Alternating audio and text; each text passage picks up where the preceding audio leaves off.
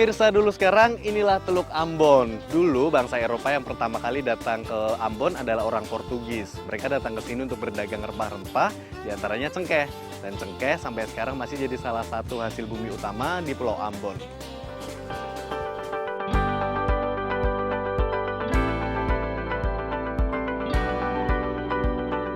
Sejak abad ke-16 dulu, cengkeh sudah menjadi incaran bangsa Eropa. Pada masa itu, harga cengkeh di Eropa bahkan lebih mahal daripada emas karena tingginya biaya impor. Cengkeh merupakan rempah-rempah asli Indonesia, terutama di Kepulauan Maluku. Tingginya permintaan cengkeh pada zaman dahulu membuat tanaman yang disebut cloves dalam bahasa Inggris ini tersebar ke berbagai negara di Asia. Sampai sekarang, tanaman cengkeh masih banyak ditemui di Kepulauan Maluku, salah satunya di Pulau Ambon. Kebun cengkeh di Pulau Ambon memang tak sebanyak dulu, namun masih menjadi sumber mata pencaharian warga lokal. Kebun-kebun cengkeh yang terdapat di Ambon dikelola oleh warga lokal sepenuhnya tanpa campur tangan pemerintah. Nah, bagian yang diambil dari tanaman cengkeh adalah bunga yang terdapat di pangkal daun. Kuncup bunga berwarna hijau inilah yang biasa dipanen 1 tahun sekali. Pada musim panen, petani cengkeh bisa memanen 2 karung cengkeh basah. Di Ambon terdapat 2 jenis tanaman cengkeh, cengkeh raja dan cengkeh tuni. Kalau cengkeh yang lagi dipanen ini disebut cengkeh hutan atau cengkeh raja. Pohon yang lagi diambil bunganya ini memang pendek ya, jadi gampang deh buat dipanen. Tapi tanaman cengkeh bisa tumbuh setinggi 10 hingga 20 meter loh. Ini sih bang, saya gangguin nih lagi panen. Nah pemirsa, ini nih cengkeh yang dulu jadi tujuan buat bangsa Eropa, bangsa Portugis, bangsa Belanda untuk datang ke Maluku dan untuk menjajah bangsa ini. Nah kalau sekarang cengkeh ini justru menjadi salah satu sumber penghidupan untuk orang-orang Maluku, gitu ya bang ya? Iya. Nah bang, ini katanya kalau yang cengkeh ini rasanya pedas kalau dimakan? Enggak, yang satu. Beda bukan yang ini? Beda. Yang mana tuh yang pedas? Ada yang satu. Sebelah sana? Oh kita ke sana yuk bang. Cengkeh asli memiliki cita rasa pedas, makanya sering digunakan sebagai bumbu masakan atau dibuat minyak sebagai penghangat. Tapi cengkeh raja ini rasanya pahit, berbeda dengan jenis cengkeh tuni yang merupakan produk unggulan di Maluku. Ini dia pohon cengkeh tuni, tapi sayangnya belum musim panen, jadi belum ada bunga cengkehnya deh. Iya pedes. Rasanya kayak jambu tapi pedes. Makanya nih cengkeh dulu digunakan oleh bangsa Eropa buat penghangat tubuh, terus juga untuk bumbu pedas-pedas. Air daunnya aja udah pedes.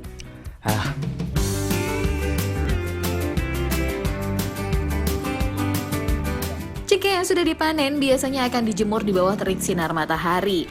Kalau cuaca lagi panas, cengkeh bisa kering dalam waktu 3 hari saja. Saat musim panen besar, sepanjang jalan desa biasanya penuh dengan cengkeh yang sedang dijemur.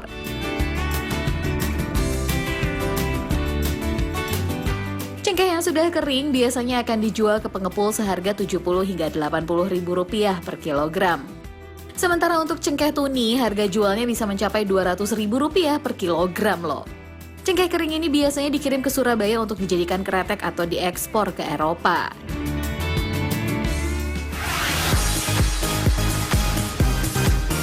Pemirsa dulu sekarang, dulu bangsa Eropa hanya mengambil bunga cengkeh untuk diperdagangkan. Padahal bagian tanaman cengkeh lainnya juga bisa dimanfaatkan loh. Tanaman cengkeh memiliki kandungan minyak yang tinggi. Makanya daun cengkeh biasa diolah menjadi minyak melalui proses penyulingan. Daun yang digunakan bisa berupa daun muda ataupun daun kering yang berserakan di sekitar pohon. Untuk membuat minyak cengkeh, daun dimasukkan ke dalam ketel hingga padat. Ketel untuk menyuling daun harus ditutup rapat supaya nggak ada udara yang keluar dari ketel.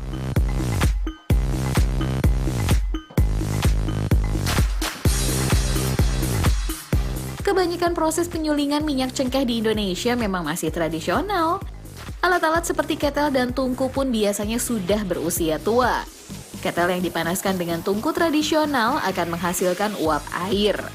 Uap air yang terperangkap dalam ketel keluar melalui selang yang terendam di dalam air dingin. Uap air hasil pembakaran daun akan mengembun pada saat didinginkan dan menghasilkan minyak cengkeh.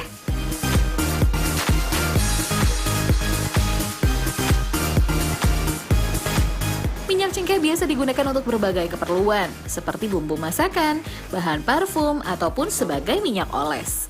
Minyak cengkeh juga biasa diekspor ke negara-negara Eropa dan Amerika loh.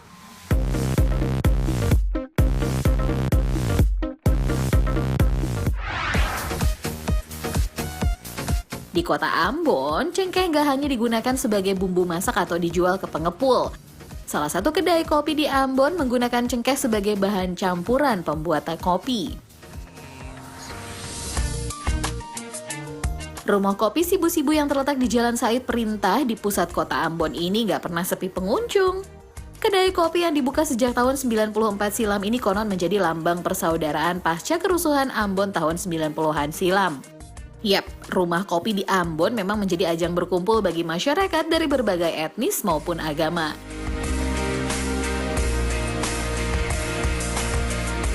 Salah satu kopi unggulan yang menjadi ciri khas rumah kopi ini adalah kopi Rarobang.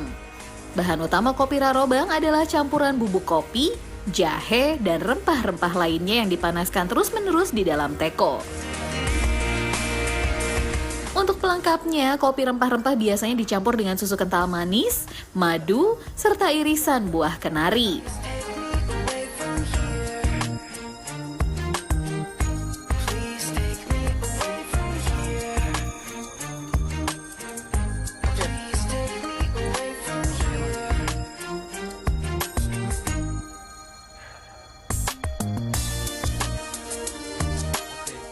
Kopi Rarobang ini pun dipercaya dapat menambah stamina karena campuran rempah yang terdapat di dalamnya.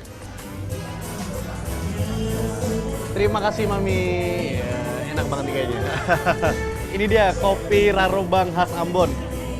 Dari aromanya ini, aroma kopi dan rempah-rempah berupa jahe serta cengkeh bercampur jadi satu, enak banget. Kalau rasanya, rasa pedas dari jahe dan cengkeh memang nggak terlalu, nggak terlalu pedas. Karena memang banyak kaum wanita yang datang ke sini, jadi rasanya disesuaikan biar semua orang bisa minum kopi ini. Dan apalagi ditemani dengan lagu-lagu dari Ambon kayak gini, mantap. Rumah kopi ini buka sejak pukul 7 pagi hingga pukul 11 malam. Tiap sore, pengunjung selalu dihibur dengan pertunjukan musik, terutama lagu-lagu Ambon.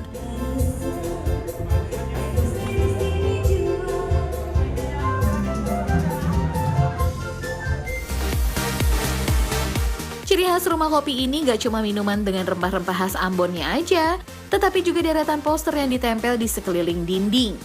Bukan poster biasa ya, melainkan poster orang-orang Maluku yang sukses di bidang musik, film, ataupun olahraga. Dari poster di dinding, kita juga bisa melihat kalau masih ada pengaruh Portugis di Maluku. Salah satunya dari nama De Fretes yang merupakan nama khas Portugis.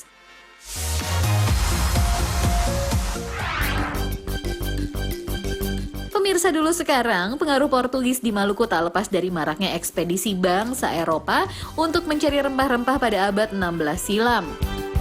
Tahun 1513, Portugis menginjakan kaki untuk pertama kali di Pulau Ambon, setelah sebelumnya mendarat di Pulau Banda dan Ternate.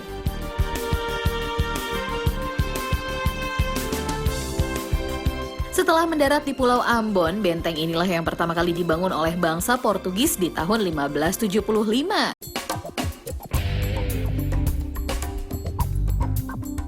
Saat masih dikuasai Portugis, benteng ini bernama Nossa Senhora da Anunciada. Namun saat bangsa Belanda datang tahun 1605, benteng yang terletak di pusat kota Ambon ini berganti nama menjadi Benteng Victoria yang artinya kemenangan. Makanya, di bagian lorong ada tulisan-tulisan berbahasa Belanda yang masih bertahan sampai sekarang.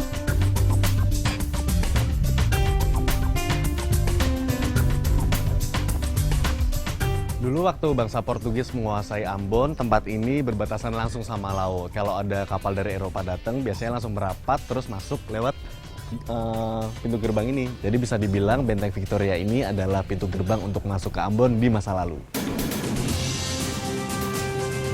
Kalau dulu Benteng Victoria menjadi pertahanan bagi bangsa Portugis dan Belanda, sekarang benteng di Kecamatan Sirimau ini menjadi bagian dari markas TNI Angkatan Darat. Jadi warga sipil nggak bisa sembarangan ke Benteng Victoria. Tapi nantinya benteng yang dijadikan cagar budaya ini akan dikelola oleh pemerintah kota Ambon dan jadi salah satu tempat wisata.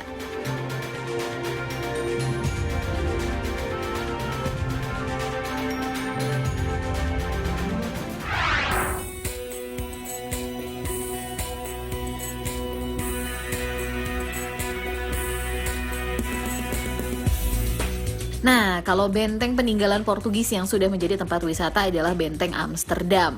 Sama seperti Benteng Victoria, benteng yang terletak di Kabupaten Maluku Tengah ini juga direbut oleh Belanda. Bangunan yang berada di tepi laut ini dulu merupakan benteng sekaligus tempat penyimpanan rempah-rempah. Sekarang, Benteng Amsterdam menjadi salah satu objek wisata jika berkunjung ke kota Ambon. Karena usianya sudah ratusan tahun, Benteng Amsterdam ini dikenal angker oleh masyarakat sekitar. Boleh percaya boleh enggak ya?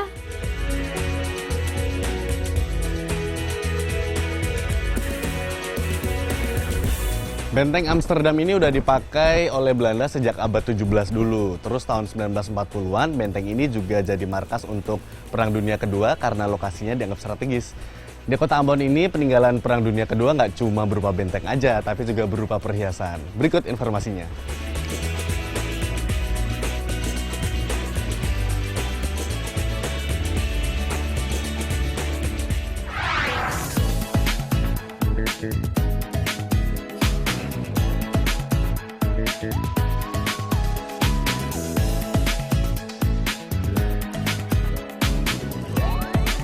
Perhiasan berupa kalung, gelang maupun cincin ini bukan terbuat dari logam biasa loh. Perhiasan khas Maluku ini terbuat dari besi sisa-sisa Perang Dunia Kedua di masa lalu.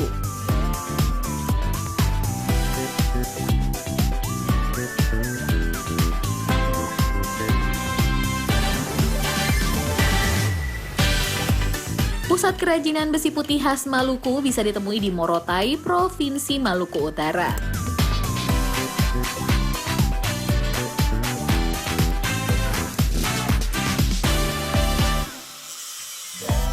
Pada masa Perang Dunia dulu, besi putih digunakan sebagai bahan persenjataan baik oleh tentara Jepang maupun sekutu. Setelah perang berakhir, peralatan perang dibuang ke laut atau dikubur di dalam tanah. Sejak itulah besi putih populer untuk digunakan sebagai bahan pembuat perhiasan.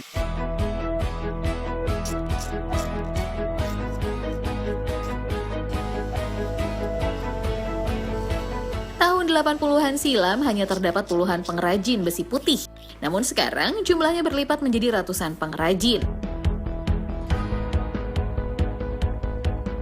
Besi putih yang dulu menjadi sumber penderitaan pada masa perang, sekarang justru menjadi sumber pendapatan bagi masyarakat Morotai. Perhiasan dari besi putih buatan Morotai bisa didapat dengan mudah di kota Ambon. Bahkan, perhiasan besi putih menjadi salah satu buah tangan jika berkunjung ke Maluku. Tak hanya di Ambon, perhiasan besi putih juga dikenal hingga Jakarta, bahkan negara-negara lain seperti Singapura, Malaysia, dan Belanda. Gimana, ini udah kayak rapper belum? Udah kayak rapper belum, Mbak? Domikado, Cie Duo Tigo. Nah, kalau yang kayak gini sebenarnya udah model lama. Namanya apa nih, Mbak, kalau ini? Biji lada namanya. Ada juga yang baru kayak gini, namanya balok super. Ini ada biji padi sama sisik ikan. Itu buat yang cowok-cowok. Kalau buat yang cewek-cewek ada yang kayak gini. Biasanya modelnya lebih simple, terus dengan ada batu-batu permatanya. Dan kalau buat cewek biasanya harganya lebih mahal.